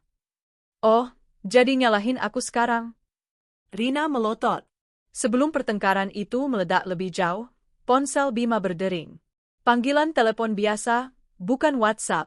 Nama yang tertera di layar membuat darah Bima membeku, HRD Manager, Bu Siska. Bima menelan ludah. Ia mengangkat telepon itu dengan tangan gemetar. Halo, Bu Siska? Pak Bima, suara di seberang sana terdengar dingin dan formal, tanpa basa-basi. Sesuai instruksi Pak Handoko kemarin, dan mengingat besarnya tekanan publik yang masuk ke media sosial perusahaan pagi ini, kami menunggu kedatangan Anda jam 10 pagi ini untuk serah terima inventaris dan penandatanganan surat pemutusan hubungan kerja. Bu, apa tidak bisa dibicarakan duku? Saya sudah mengabdi 10 tahun. Jam 10 pagi, Pak Bima. Jika Anda tidak datang, kami akan mengirim tim legal dan security untuk mengambil paksa aset kantor yang Anda bawa. Terima kasih. Klik. Sambungan diputus. Bima mematung. Tamat sudah. Pukul 10 pagi. Kantor pusat. Bima melangkah masuk ke lobi gedung pencakar langit tempat ia biasa bekerja. Dulu, ia berjalan dengan dagu terangkat, disapa hormat oleh resepsionis dan satpam. Hari ini, ia berjalan menunduk. Ia bisa merasakan tatapan mata semua orang tertuju padanya. Bisik-bisik terdengar jelas saat ia melewati meja resepsionis. Itu orangnya? Ih, nggak punya malu ya masih berani datang. Padahal dulu kelihatan alim loh. Bima mencoba menempelkan kartu aksesnya di gate masuk. Tut, lampu merah menyala. Akses ditolak. Seorang satpam mendekatinya. Bukan menyapa hormat, tapi dengan sikap waspada. Maaf Pak Bima, akses Bapak sudah dicabut. Mari saya antar ke ruangan HRD lewat jalur tamu. Bima digiring seperti tahanan. Ia dibawa melewati cubikle divisi tempat ia dulu menjadi bos. Anak buahnya yang dulu sering ia marahi, kini pura-pura sibuk menatap layar komputer, tapi Bima tahu mereka sedang menahan tawa atau mencemooh dalam hati. Di ruangan HRD, Bu Siska sudah menunggu dengan setumpuk dokumen. Silakan duduk, katanya tanpa senyum. Proses itu berlangsung cepat dan menyakitkan. Bima menandatangani surat pemecatan. Alasan, pelanggaran kode etik berat yang mencemarkan nama baik perusahaan. Tidak ada pesangon. Hanya sisa gaji bulan ini yang langsung dipotong untuk membayar denda pembatalan proyek dari klien yang mundur gara-gara skandal ini. Ini kunci mobil Pajero dinas, laptop, dan ID card, kata Bima meletakkan benda-benda itu di meja. Rasanya seperti melepaskan nyawanya satu persatu. Terima kasih. Mohon segera tinggalkan gedung ini, ucap Bu Siska. Bima keluar dari ruangan itu dengan tangan hampa. Ia turun ke lobi. Di pintu keluar, ia bingung. Mobil dinasnya sudah diambil. Mobil pribadinya, yang sebenarnya atas nama Sarah, sudah tidak mungkin ia ambil di rumah. Dia tidak punya kendaraan. Bima merogoh saku celananya. Dompetnya tipis. Ia membuka aplikasi ojek online. Tujuan, kontrakan petak Rina di daerah Bekasi pinggiran. Saat ia menunggu ojek motor di pinggir jalan, dengan mengenakan kemeja mahal yang kini tampak salah tempat, hujan mulai turun rintik-rintik. Bima menatap gedung kantor yang menjulang tinggi itu untuk terakhir kalinya. 10 tahun? Gumamnya. 10 tahun aku kerja keras sampai jadi direktur. Dan hancur dalam satu hari cuma gara-gara. Pikirannya melayang pada Sarah. Wanita yang menemaninya saat ia belum punya apa-apa. Wanita yang ia campakkan. Ternyata Sarah adalah jimat keberuntungannya. Begitu Sarah pergi, keberuntungan itu ikut pergi. Sementara itu, di rumah mewah yang kini tenang. Aku sedang duduk santai di sofa ruang keluarga, menikmati segelas jus alpukat. Dinda sedang terapi wicara dengan seorang terapis yang kupanggil ke rumah. Suasana damai sekali. Ponselku berdering. Pak Harto. Halo, Pak Harto. Halo, Sarah. Kabar baik, suara Pak Harto terdengar renyah. Proses gugatan ceraimu sudah masuk pengadilan agama hari ini. Karena bukti perzinahan sangat kuat, undangan pernikahan dan video viral itu, hakim kemungkinan akan memutus verstek, putusan tanpa kehadiran tergugat, jika Bima tidak datang, atau prosesnya akan sangat cepat. Baguslah, Pak. Satu lagi, tambah Pak Harto. Saya dapat info dari teman saya di bank. Bima tadi mencoba menarik uang tunai dari ATM di minimarket dekat kantornya. Kartunya tertelan karena status blokir yang kita ajukan kemarin sudah aktif. Aku tersenyum tipis. Terima kasih infonya, Pak. Biar dia belajar bagaimana rasanya tidak punya akses. Kamu baik-baik saja, nak? Sangat baik, Pak. Jauh lebih baik dari kemarin. Rasanya beban berat di pundakku hilang. Setelah menutup telepon, aku membuka media sosial sebentar. Notifikasi di akunku juga meledak, tapi isinya dukungan. Banyak ibu-ibu yang mendoakan kehamilanku dan kesehatan Dinda. Ada juga beberapa pemilik brand perlengkapan bayi yang menawarkan endorsement. Aku tidak menyangka aib rumah tanggaku akan menjadi konsumsi publik sebesar ini. Tapi aku tidak menyesal. Ini bukan tentang viral. Ini tentang memberi pelajaran bahwa istri bukan sapi perah yang bisa dibuang setelah habis manisnya. Sore harinya, di sebuah kontrakan sempit di gang sempit yang becek. Bima turun dari ojek motor dengan basah kuyup. Jas mahalnya kotor terkena cipratan lumpur. Dia memandangi deretan pintu kontrakan yang catnya mengelupas. Jemuran pakaian dalam bergelantungan di depan pintu. Suara dangdut koplo terdengar keras dari tetangga sebelah. Bau selokan menguap tajam. Ini adalah tempat tinggal Rina sebelum Bima membelikannya apartemen sewaan, yang kini sudah tidak bisa dibayar lagi. Mereka terpaksa kembali ke sini karena ini satu-satunya tempat yang sudah dibayar lunas setahun oleh Rina dulu. Bima membuka pintu yang berderit.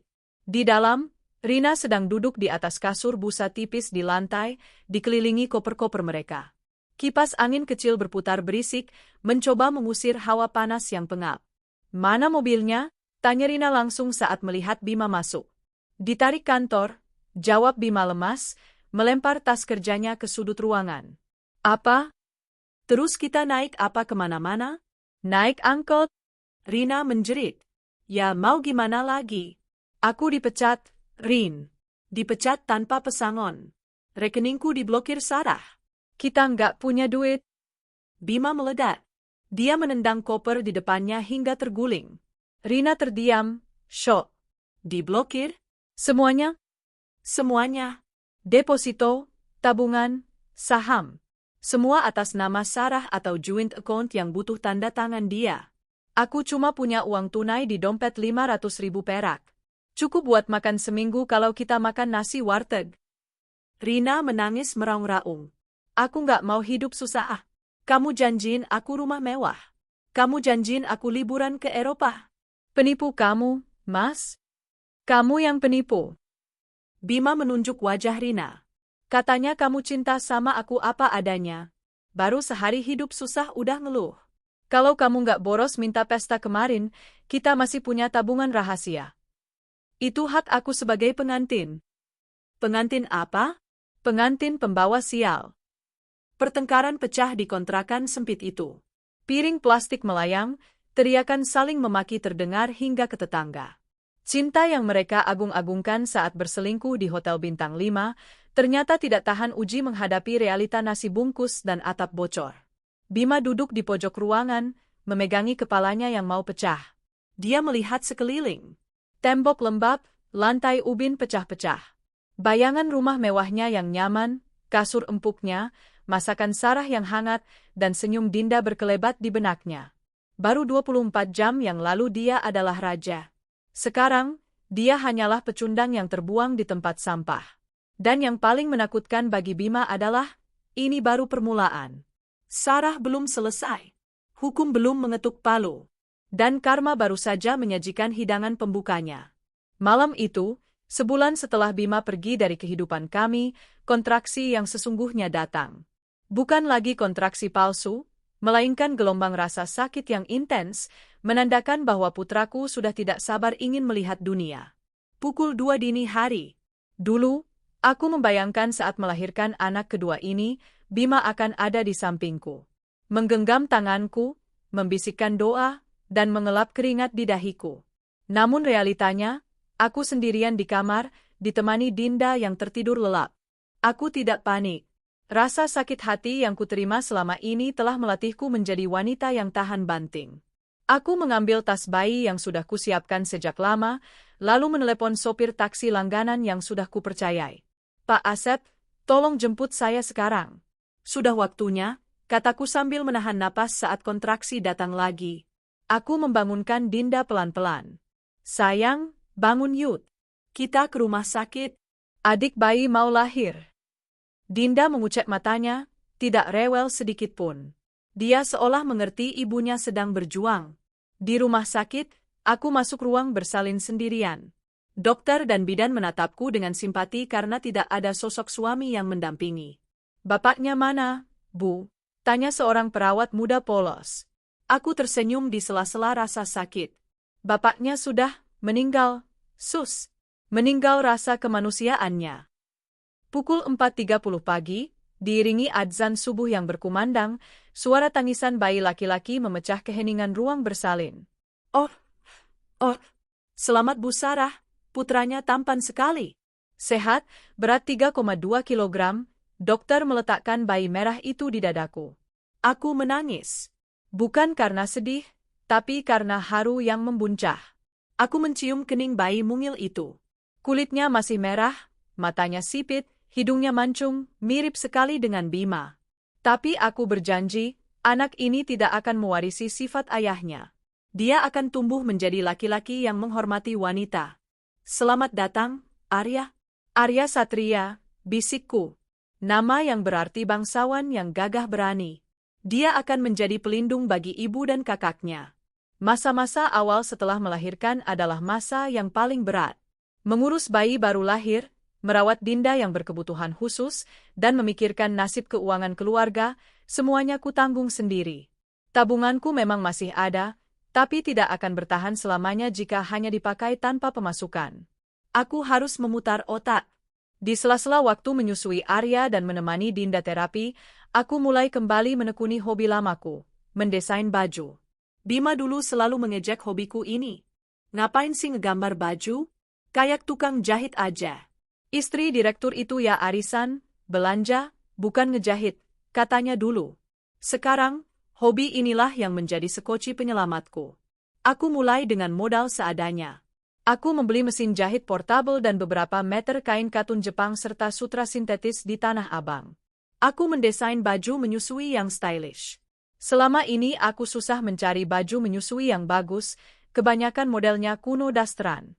Aku ingin membuat baju yang membuat ibu menyusui tetap merasa cantik dan berkelas, bahkan saat pergi ke pesta. Produk pertamaku adalah sebuah dress tunik dengan bukaan menyusui tersembunyi di balik aksen ruffle yang cantik. Aku menjahitnya sendiri sampai jariku tertusuk-tusuk jarum karena mata yang mengantuk. Aku memakaikan baju itu pada manekin bekas yang kubeli di pasar loak, lalu memotretnya di teras rumah dengan pencahayaan matahari pagi. Aku mengunggahnya di Instagram pribadiku yang kini sudah punya banyak followers. Efek viral kasus Bima dulu, banyak ibu-ibu yang follow untuk memberi dukungan. Captionnya sederhana, untuk ibu yang sedang berjuang. Tetaplah cantik, tetaplah kuat. Koleksi pertama, Sarah's Grace. Dibuat dengan cinta dan doa di sela tangisan bayi. Responnya di luar dugaan. Dalam 1 jam, DM-ku penuh. Mau dong Bu Sarah? Warna lilac ada? Buat Bu Sui friendly ya? Bagus banget modelnya. Semangat Bu Sarah. Saya pesan 3 warna.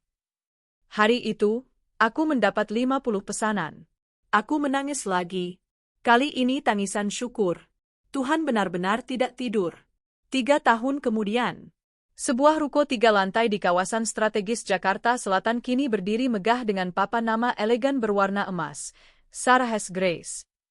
Di lantai 1 adalah butik yang memajang koleksi ready-to-wear. Di lantai 2 adalah ruang fitting dan koleksi premium made-to-order untuk kebaya dan gaun pesta. Di lantai 3 adalah kantor dan ruang produksiku. Aku berjalan masuk ke butikku dengan langkah tegap.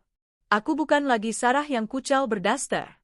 Hari ini aku mengenakan blazer putih rancanganku sendiri, dipadu dengan celana kulot sutra berwarna navy. Rambutku tertata rapi, wajahku segar dengan riasan natural yang memancarkan wibawa. Selamat pagi, Bu Sarah, sapa para pegawaiku dengan ramah. Aku kini memiliki 20 karyawan, dari penjahit, staf butik, hingga admin online. Pagi semuanya. Laporan penjualan bulan ini bagaimana? Tanyaku sambil tersenyum. Naik 30% Bu, sejak Ibu kolaborasi dengan influencer kemarin.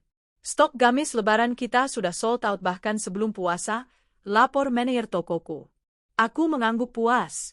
Bisnis ini berkembang jauh lebih cepat dari dugaanku. Kuncinya adalah kualitas dan cerita.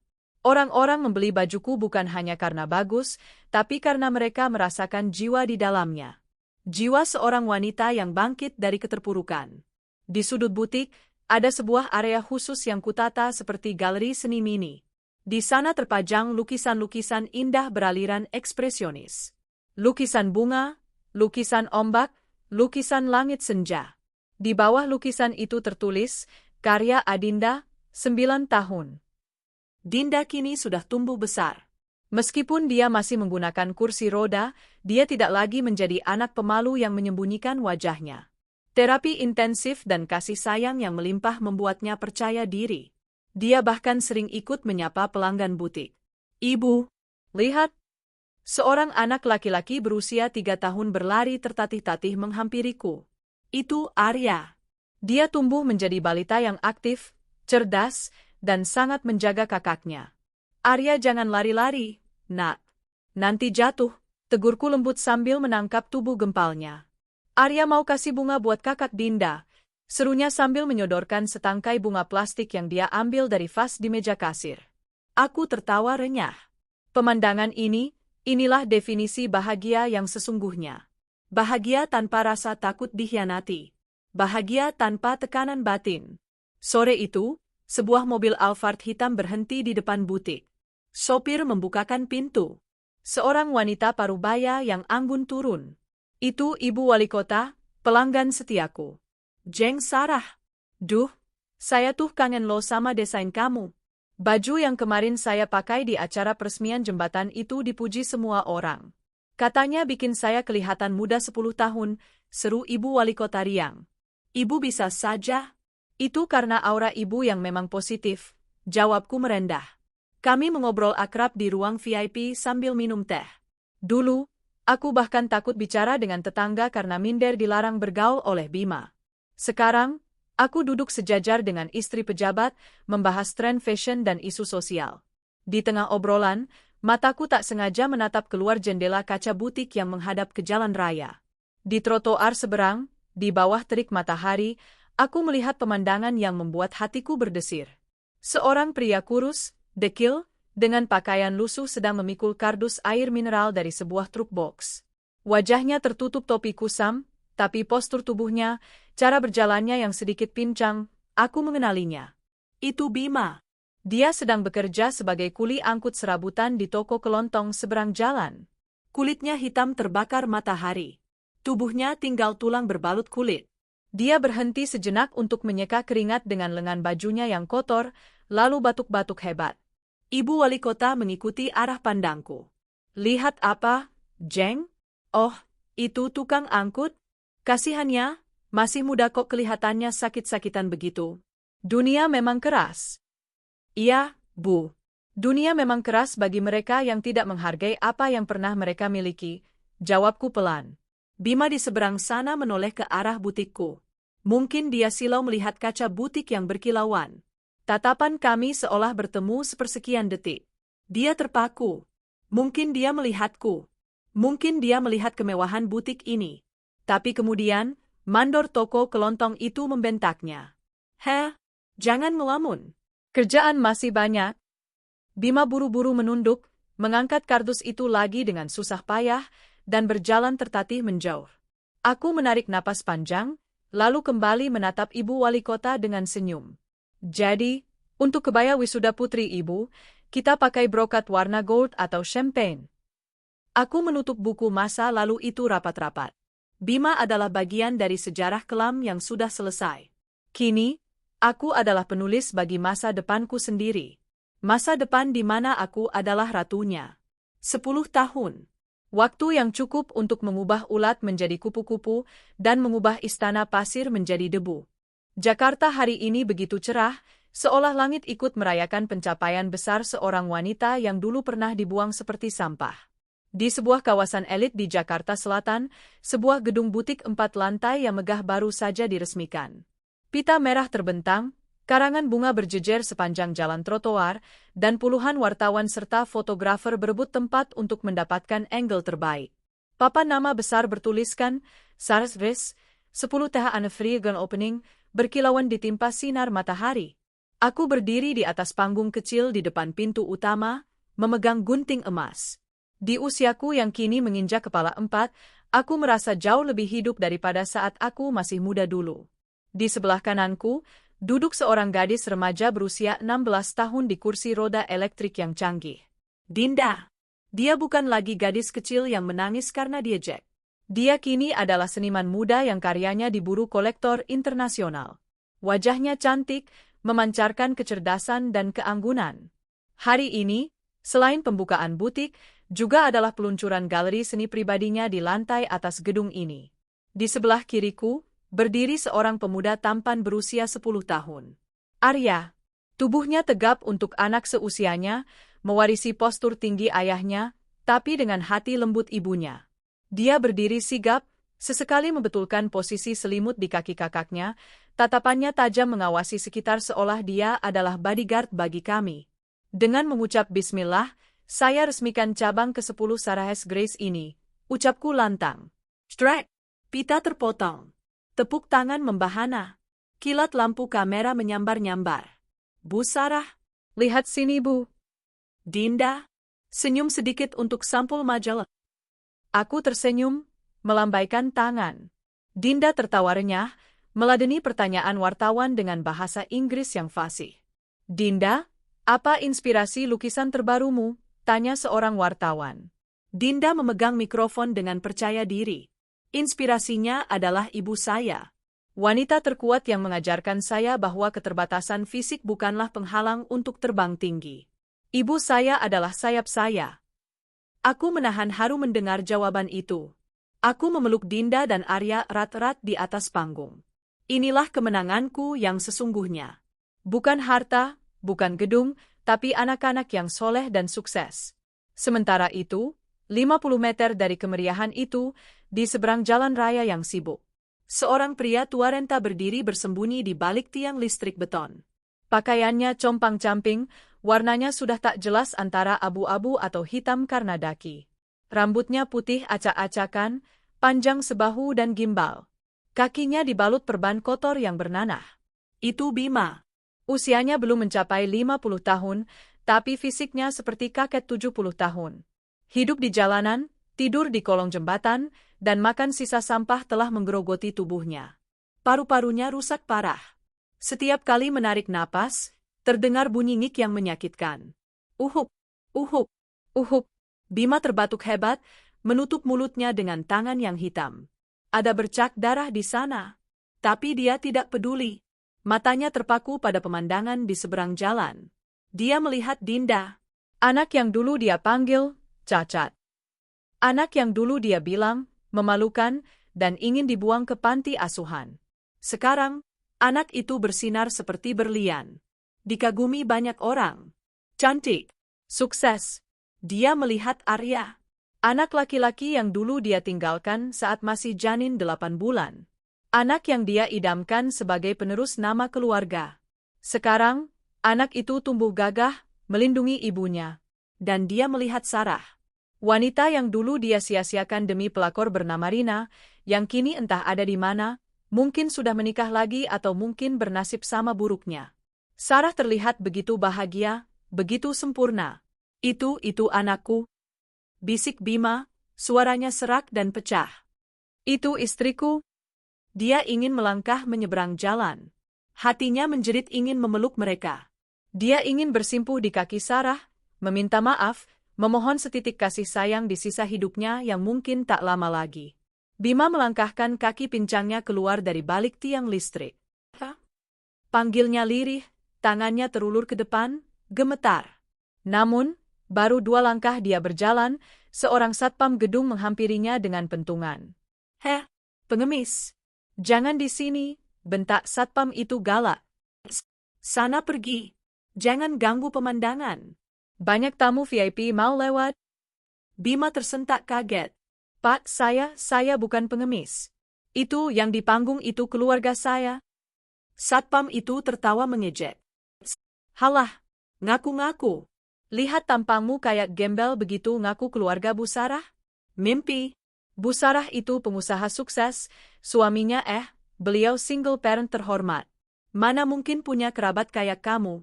Sana pergi atau saya panggil Satpol PP. Bima terdorong mundur. Kata-kata satpam itu menamparnya lebih keras dari pentungan besi. Benar. Lihat dirimu, Bima. Kau bau, kau kotor, kau menjijikkan. Kau tidak pantas bersanding dengan mereka lagi. Kau adalah noda hitam yang harus dihapus. Dulu, kau malu punya anak cacat. Sekarang, anakmu yang cacat fisik itu berdiri tegak dengan prestasi. Justru kau, yang fisiknya sempurna dulu, sekarang cacat moral dan cacat nasib. Kaulah yang memalukan. Bima mundur perlahan, kembali ke balik bayang-bayang tiang listrik. Air mata mengalir deras di pipinya yang keriput. Rasa sesal itu bukan lagi sekadar rasa sakit, tapi sudah menjadi racun yang membunuhnya pelan-pelan. Di atas panggung, Sarah tiba-tiba menoleh ke arah seberang jalan. Instingnya merasakan sesuatu. Dia melihat keributan kecil antara satpam dan seorang gelandangan di balik tiang listrik. Sarah menyipitkan mata. Dia melihat sosok pria tua yang menangis itu. Mata mereka bertemu untuk sedetik. Bima buru-buru membuang muka, menarik topinya hingga menutupi wajah, lalu berbalik menyeret langkahnya pergi. Dia tidak sanggup. Dia tidak sanggup melihat tatapan kasihan, atau lebih parah, tatapan tak kenal, dari wanita yang pernah mencintainya setengah mati. Ibu lihat apa? Tanya Arya, menarik ujung blazer Sarah. Sarah terdiam sejenak. Dia menatap punggung bungkuk gelandangan yang menjauh itu. Punggung yang dulu tegap memikul harapan keluarga, kini rapuh memikul dosa. Hati Sarah bergetar. Ada rasa perih, tapi bukan rindu. Itu adalah rasa iba seorang manusia melihat manusia lain yang hancur. Tapi Sarah tahu, dia tidak bisa menolong orang yang tidak mau ditolong sejak awal. Bima telah memilih jalannya. Tidak ada apa-apa, sayang, jawab Sarah, tersenyum lembut pada Arya. Ibu cuma melihat masa lalu yang sudah berlalu. Ayo, kita masuk. Para tamu sudah menunggu. Sarah memutar kursi roda Dinda, menggandeng tangan Arya, dan melangkah masuk ke dalam gedung butiknya yang megah. Pintu kaca tertutup di belakang mereka, memisahkan udara AC yang sejuk dan wangi dengan udara jalanan yang panas dan berdebu. Sementara itu, Bima terus berjalan menjauh, menyusuri trotoar panas tanpa alas kaki. Dia tidak punya tujuan. Dia tidak punya rumah. Dia tidak punya keluarga. Yang dia miliki hanyalah kenangan tentang apa yang pernah dia punya, dan kesadaran pahit bahwa dia sendirilah yang menghancurkan segalanya. Di sebuah gang sempit, Bima akhirnya ambruk. Dia duduk memeluk lutut, di samping bak sampah, sambil mendengarkan samar-samar suara tepuk tangan dan musik perayaan dari kejauhan. Dia memejamkan mata, membayangkan dia masih ada di rumah lamanya, makan malam bersama Sarah dan Dinda kecil. "Maafkan Papa," bisiknya, sebelum kesadarannya perlahan memudar ditelan demam dan penyesalan abadi. Keadilan Tuhan telah tunai. Yang sabar menuai bahagia. Yang khianat menuai derita. 3 hari setelah perayaan megah ulang tahun ke-10 butik Sarah S. Grace, hujan turun rintik-rintik membasahi kota Jakarta, seolah langit sedang mencuci sisa-sisa debu jalanan. Pagi itu, telepon di kantor butik berdering. Bukan panggilan dari klien atau pelanggan, melainkan dari polsek setempat. "Halo, apakah benar ini dengan Ibu Sarah?" "Mantan istri dari saudara Bima Anggara," tanya suara polisi di ujung telepon. Jantungku berdesir. Nama itu. Sudah bertahun-tahun tidak ada yang menyebut nama lengkap Bima di hadapanku. "Benar, Pak. Ada apa ya?" "Maaf Bu, kami menemukan jenazah seorang pria tanpa identitas di sebuah gang di dekat pasar minggu lalu. Tapi di saku celananya, kami menemukan sobekan kertas lusuh dengan nomor telepon butik Ibu dan sebuah foto lama yang sudah pudar, foto pernikahan Ibu dan Bapak Bima. Warga sekitar bilang dia sering meracau memanggil nama Ibu sebelum meninggal." Hening. Duniaku seakan berhenti sejenak. "Bima sudah tiada?" "Saya akan segera ke sana, Pak," jawabku pelan, namun tegas. Kamar jenazah itu dingin dan berbau formalin. Di atas meja besi, terbujur kaku sesosok tubuh kurus kering yang tertutup kain putih. Aku datang sendiri. Aku tidak mengajak Dinda maupun Arya. Aku ingin melindungi memori mereka tentang ayah mereka. Ambruk. Dia duduk memeluk lutut, di samping bak sampah, sambil mendengarkan samar-samar suara tepuk tangan dan musik perayaan dari kejauhan. Dia memejamkan mata, membayangkan dia masih ada di rumah lamanya, makan malam bersama Sarah dan Dinda kecil. "Maafkan Papa," bisiknya, sebelum kesadarannya perlahan memudar ditelan demam dan penyesalan abadi. Keadilan Tuhan telah tunai. Yang sabar menuai bahagia. Yang khianat menuai derita.